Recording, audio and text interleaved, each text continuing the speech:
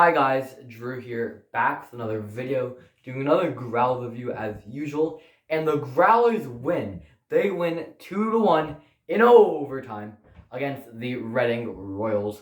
What a game from the Growlers. I mean, I don't know if I should say what a game, but pretty solid game regardless from the Growlers in this matchup.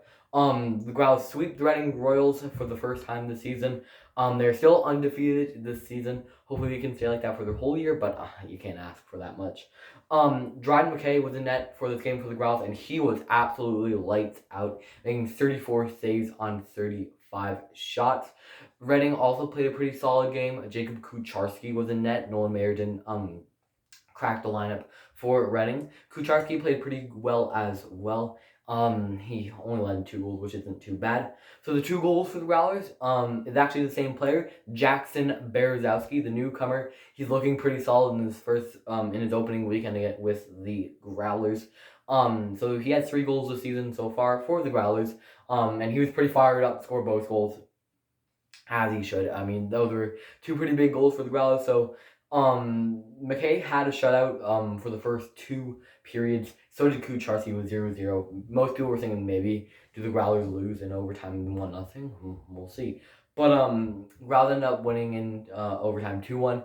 Berezowski's first goal made it 1-0. Then Yvonne Mongo scored for Reading. That's his first of the season as well for him. He's a pretty good player. You know, he had a pretty good weekend with Reading.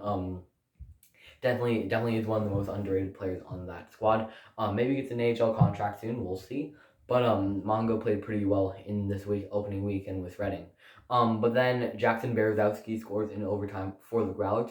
Pretty good game from him. So, who was my favorite player this weekend? So there was a lot of options from opening weekend at least. But I'm going to give it to Jacob Modry because this guy is absolutely insane. Not like too much offensively, but defensively, holy machina. He blocked about 100 shots, it felt like last night, today for the Growlers. Absolutely unbelievable game for him. He's a new favorite, I'll say, for me.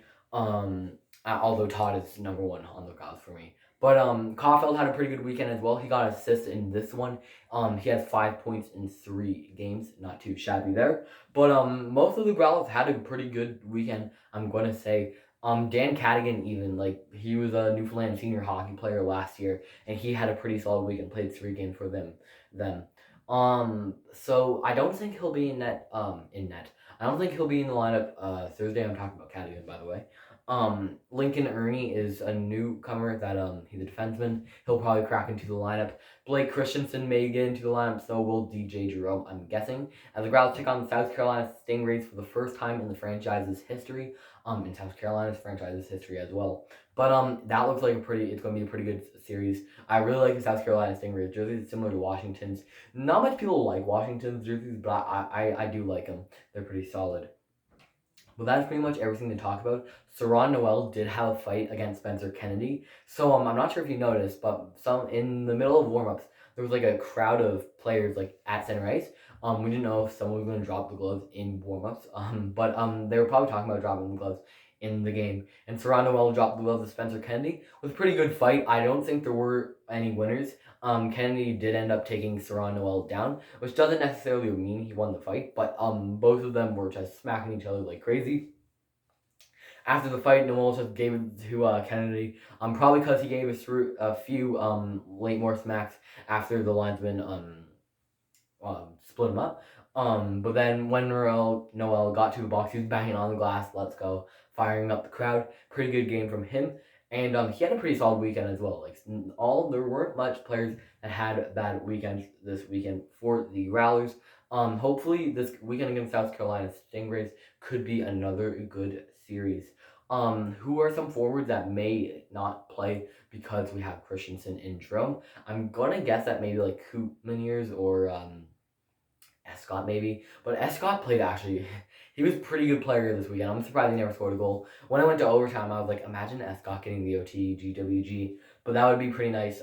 See Escott getting into that lineup again Thursday, Saturday, and Sunday. So the next video will probably be Friday. I'll probably maybe do another video in the week time. We'll see. But then it'll probably be Saturday and Sunday's review. So that's pretty much it, guys. I hope you enjoyed it. If you do like the video, you can subscribe if you really liked it. We are on the road to 200 subscribers. Hopefully we can hit by the end of 2023.